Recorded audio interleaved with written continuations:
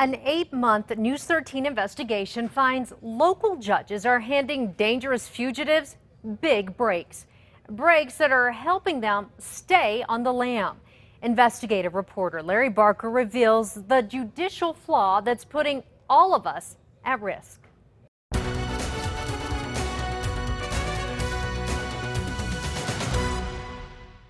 Is this the way justice is supposed to occur in New Mexico? No. That is a dangerous situation. Absolutely, it's a joke, and they know, and the criminal knows there's no follow-through. We're talking about a public safety mess that allows fugitive felons to beat the system, many for years, some for decades. And the list reads like a who's who of the criminal underworld. Consider the case of Hossam Abed. While awaiting trial on a string of violent felonies, including attempted murder, Abed jumped bail. He disappeared 4 years ago and remains a fugitive from justice today. Abed had posted $25,000 bail to get out of jail. After he fled, the judge was authorized to order the entire $25,000 be seized by the court. That's how bail bonds work. Skip court and you lose your bail money. However, instead of forfeiting Abed's bond, the judge simply disregarded it. And this is not an isolated case. Records show district court judges rarely forfeit the bonds of fleeing fugitives. Our investigation finds in the past 4 years, Albuquerque District Court judges have only forfeited the bonds of 9 fugitives. Just 9. Judge Nan Nash is chief judge of Albuquerque's District Court. The legislature has actually set out a statute that gives the court the authority to forfeit these bonds. But in this court, it is rarely used. That's true.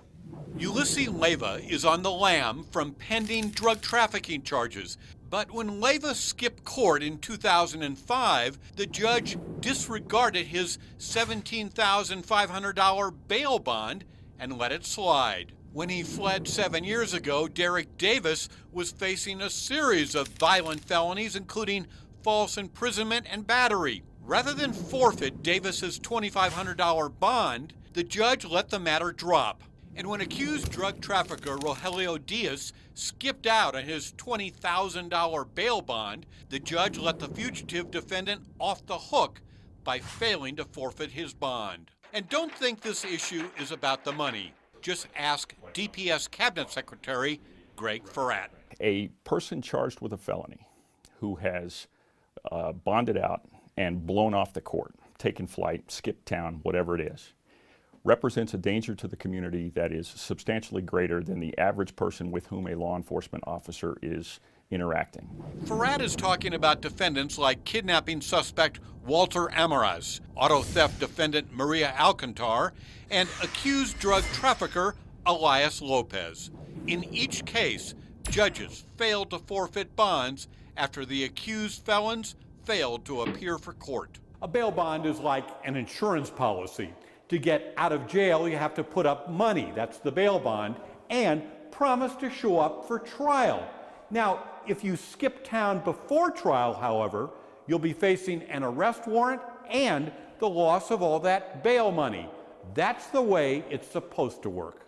If that is not being done, then the bail bond itself, that contract, is, from a public safety perspective, an empty promise because it provides false comfort, false assurance to the court, and frankly to the public.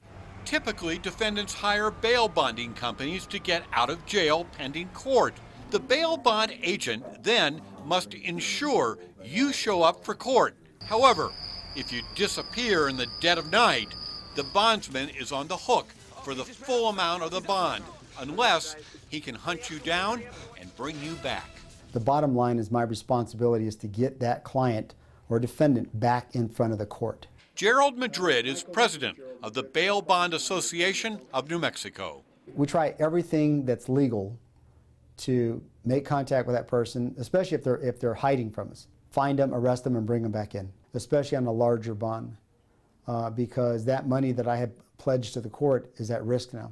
I'm at risk of losing that money, whatever that amount might be.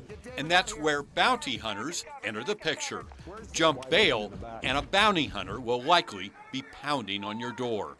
It's a dangerous, risky business. It's get them out of jail, again, which is the easy part, but tracking them and getting them to court, especially when they know they're facing time in prison or time in the county jail, it's tough.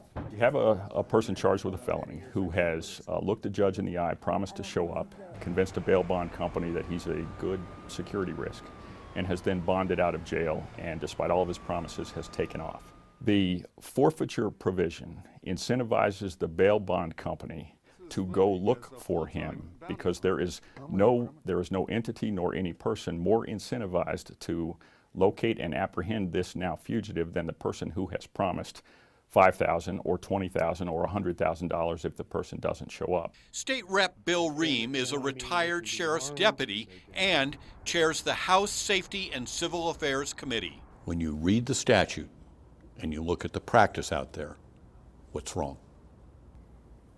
The enforcement by the judge. The individual has guaranteed his appearance based on the bond and then fails to appear, and the court takes no action for that failure. State law authorizes but does not require judges to forfeit bail bonds. However, in Albuquerque, it is rarely done. Why don't the judges in this court, as a rule, forfeit bonds?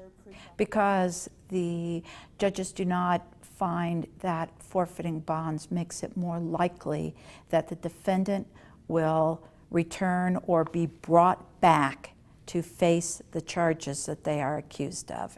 We want them to return to court to answer to the charges that are pending against them.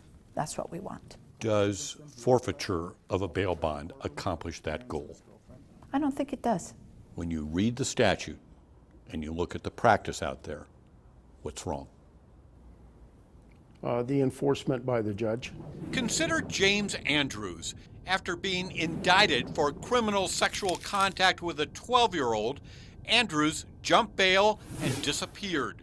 Rather than forfeit the accused child molester's $5,000 bail bond, the judge simply looked the other way. And James Andrews, well, he's been on the lam for 23 years. There's going to be some discussion here among the judges on this issue.